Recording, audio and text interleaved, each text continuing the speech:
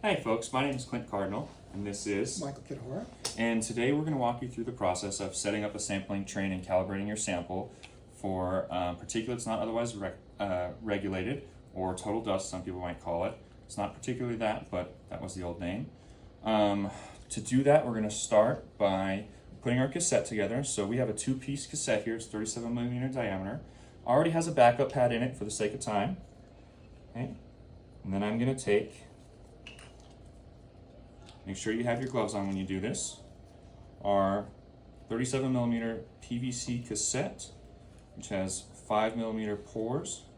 You need to make sure that you don't include the blue paper.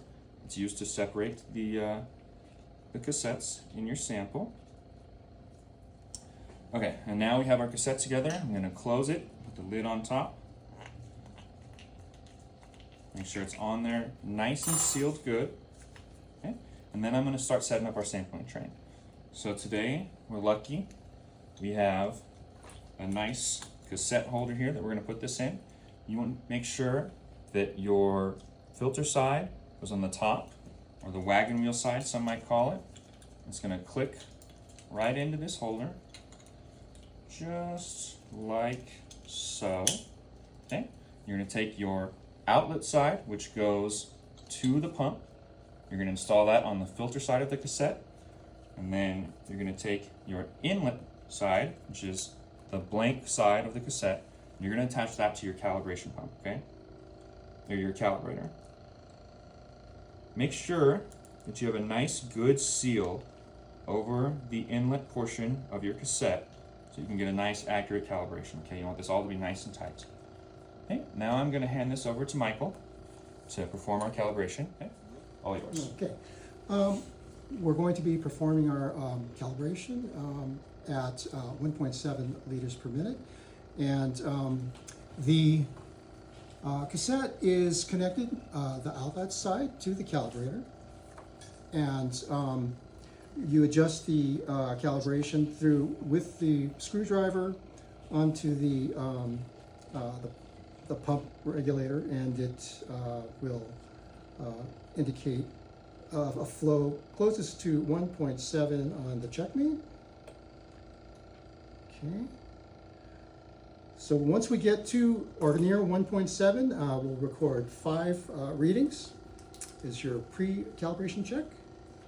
So we've got 1.702, 1.703, 1.701, 1.701, 1.703.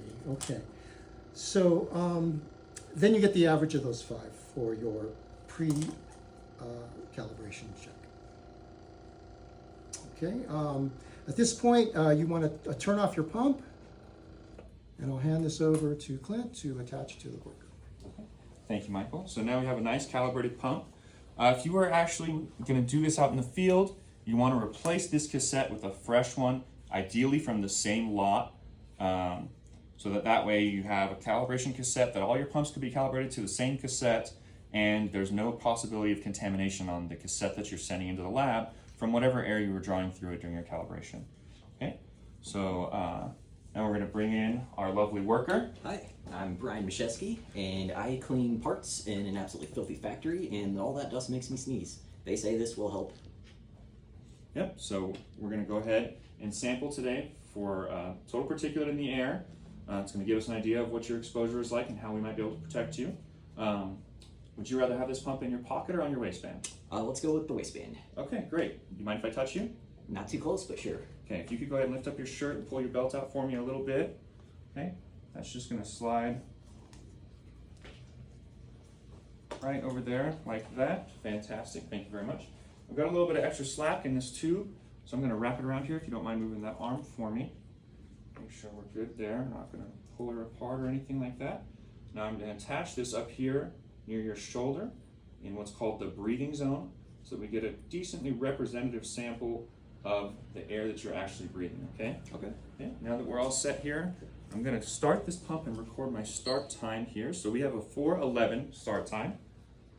Okay, and go. Okay, fantastic.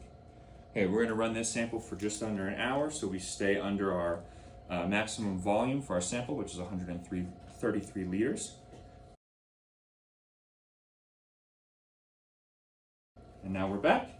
How we doing, Brian? How was the work? Dusty. Yep, I could tell. I was watching you the whole time. I have copious notes, and we're gonna try and get you some help here. So is it okay if I get this taken off of you? Sure. Okay, so I'm gonna go ahead and stop it first. Okay, my stop time is 5:05. Okay, I'm gonna collect my sample here. Okay, gently. Okay, I'm gonna need a little bit of help getting this off of your belt there because there is a hook underneath. Okay, fantastic. Thank you very much. And now I'm gonna take my finished sample. I'm gonna take it out of the holder and I'm going to close it.